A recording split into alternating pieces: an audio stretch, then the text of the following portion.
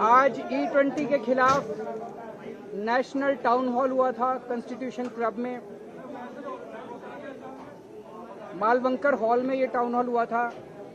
Malvankar hall खचाखच ऊपर नीचे आग भरा हुआ था। जितने लोग अंदर थे उतने ही लोग बाहर थे और लगभग 7 लाख लोग ऑनलाइन इस कार्यक्रम को देख रहे थे। इसी से ये पता चलता है कि लोग इस मुद्दे को लेकर कितने ज्यादा परेशान हैं। तो आज इस टाउन हॉल में लोगों ने 3 डिमांड्स रखी हैं। पहली कि पेट्रोल पंप पे लोगों के पास चॉइस होनी चाहिए।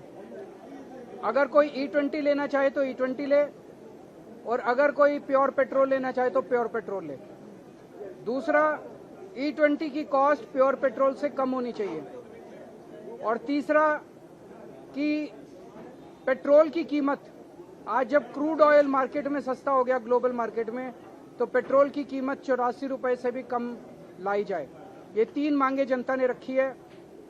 एक मुद्दा ये उठता है कि जब इथेनॉल किसी भी एंगल से सही नहीं है, इथेनॉल से लोग इतने परेशान हैं, इथेनॉल पेट्रोल से ज्यादा महंगा है, इथेनॉल कम माइलेज देता है, इथेनॉल से कोई किसानों का फायदा नहीं हो रहा, इथेनॉल से कोई फॉरेन एक्सचेंज नहीं बच रही।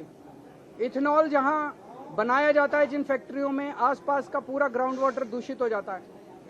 तो फिर केंद्र सरकार जबरदस्ती करके झूठे आंकड़े देके पूरे देश के ऊपर देशवासियों की इच्छा के खिलाफ इथेनॉल पुश क्यों कर रही है? हमारे ऊपर जबरदस्ती क्यों कर रही है? हमारे ऊपर क्यों थोप रही है? आखिर मोदी सरकार की क्या मजबूरी है या उनकी क्या हिडन एजेंडा है? तो सारी जांच करने पे पता चलता है कि ये अमेरिका के दबाव में किया जा रहा है। अमेरिका दुनिया का सबसे बड़ा इथेनॉल प्रोड्यूसिंग कंट्री है और उसे समझ नहीं आ रहा हम अपने इथेनॉल कहां बेचें।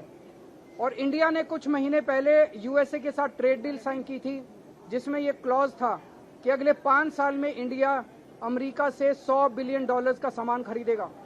अब कहां से खरीदे ये $100 बिलियन का सामान? तो इथेनॉल हम अमेरिका से खरीदने जा रहे हैं।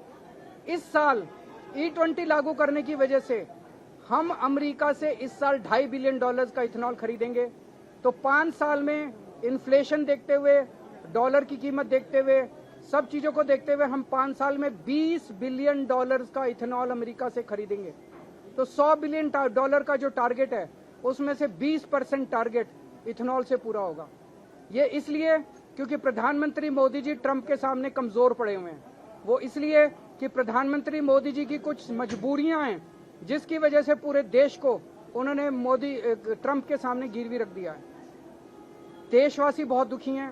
प्रधानमंत्री जी की जो भी मजबूरियां हैं, हम उनसे निवेदन करते हैं कि अगर आप अपनी मजबूरियों को फेस नहीं कर सकते तो इस्तीफा दे दीजिए, किसी और को प्रधानमंत्री बनने दीजिए जो कम से कम ट्रंप का आंखों में आंखें डाल के मुकाबला कर सके, लेकिन पूरे देश को दुखी मत कीजिए। सर, आपने ऐलान किया है कि आप पीएम आवास जाएंगे, तो ऐलान करके जाएंगे, जाहिर है सिक्योरिटी होगी।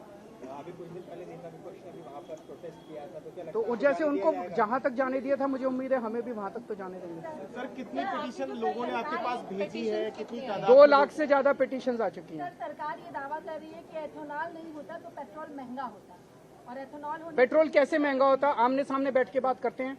मैंने कैलकुलेट किया है और मेरी कैलकुलेशन मैंने पब्लिक डोमेन में डाली है। कैलकुलेशन बड़ी सीधी सी है कि जो क्रूड ऑयल है, उस क्रूड ऑयल का रिफाइनिंग कॉस्ट है, ट्रांसपोर्ट कॉस्ट है, फिर उसमें स्टेट टैक्स लगते हैं, उसमें सेंट्रल टैक्स लगते हैं, वो सारे मिलाने के 84 रुपए बन रहा है। तो कैसे महंगा होता? हमें बेवकूफ बना रही है केंद्र सरकार। और पिछली साल 70,000 करोड़ रुपए का ऑयल कंपनीज को मुनाफा हुआ है। जो ये कह रहे हैं कि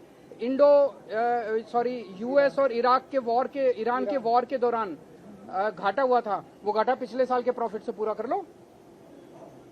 सर, राज्यसभा में प्रश्न लगाया E20 को लेकर, तो सरकार ने इस ओर इशारा किया कि सिर्फ E20 की वजह से माइलेज कम नहीं होता, उसके बहुत सारे रीजन हो सकते हैं। सरकार ने जवाब कौन सी स्टडी है?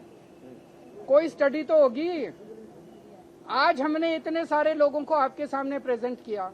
आज पहले तो लोगों ने नहीं कहा, CNG आया तब तो नहीं कहा, और इतने सारे अभी तक।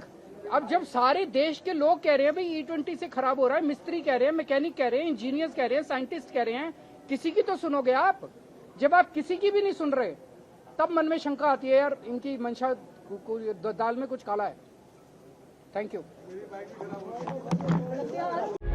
प्रभातखबर.com, विश्वास वही, रफ्तार नहीं।